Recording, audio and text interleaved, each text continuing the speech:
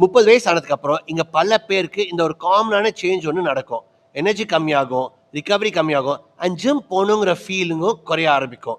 ஆனா இத பத்தி பேசினா பல பேர் வந்து ரொம்ப அன்கம்ஃபர்டபுளா ஆக ஆரம்பிச்சுருவாங்க.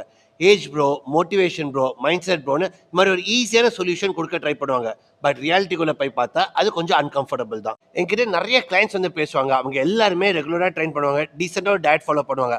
ஆனா சேம் வொர்க் அவுட் பண்ணியும் அவங்க யாருக்குமே ரிசல்ட் கிடைக்க மாட்டேங்குது. அவங்க எல்லாருமே காமனா என்ட்ட கேட்கிற கேள்வி என்னன்னா, "கோச் நான் என்ன இப்ப லேசி ஆயிட்டேனா?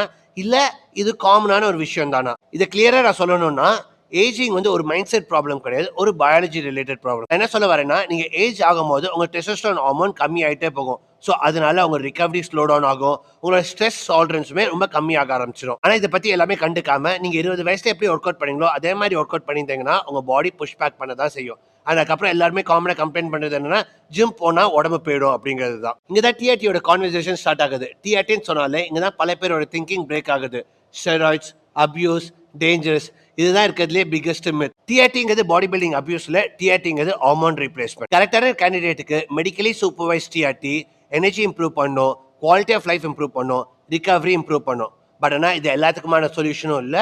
அண்ட் இது வந்து கேஷுவலாக எடுக்கக்கூடிய டிசிஷனுமே இல்லை. பிளட் ஒர்க் பார்க்கணும், லைஃப் ஸ்டைல் பார்க்கணும், கோல்ஸ் பார்க்கணும் அண்ட் லாங் டேர்ம் ஹெல்த்தையும் பார்க்கணும். ஆனால் இது எல்லாத்தையுமே இக்னோர் பண்ணிட்டு டிஆர்டி பேட் அப்படின்னு சொல்லி பிளாங்கெட்டான ஸ்டேட்மெண்ட் போடுறதும் தப்பு. கோச் வந்து என்னோட ஐடியாலஜி புஷ் பண்ண நான் இங்க வரல. ஆனா அதே சமயம் ஸ்டெராய்ட்ஸ் பேடு நேச்சுரல் பெஸ்ட்னு ப்ரீச் பண்ண வரல. ஆனா நான் உங்ககிட்ட ஒரே ஒரு கேள்வி தான் இங்க கேட்கிறேன். உங்க ஏஜ்க்கு, உங்க கோல்ஸ்க்கு, உங்க லைஃப் ஸ்டைலுக்கு, உங்க ஹெல்த்துக்கு எது சென்சிபிள்? உங்க ஆன்சர் எமோஷனலா இருக்கக்கூடாது, டேட்டா ட்ரிவனா இருக்கணும். ஏஜ் சேஞ்ச் ஆகும்போது உங்க ஸ்ட்ராட்டஜியும் சேஞ்ச் ஆகும். இதை அக்செப்ட் பண்ணா உங்க ட்ரைனிங் இம்ப்ரூவ் ஆகும், உங்க ஹெல்த் ப்ரொடெக்ட் ஆகும் அண்ட் உங்க பிசிக்குமே ரியலிஸ்டிக்கா சேஞ்ச் ஆக ஆரம்பிக்கும். இதெல்லாம் கேட்டதுக்கு அப்புறம் டிஆர்டி பத்தி நீங்க என்ன நினைக்கிறீங்கன்னு கமெண்ட் செக்ஷன்ல போடுங்க.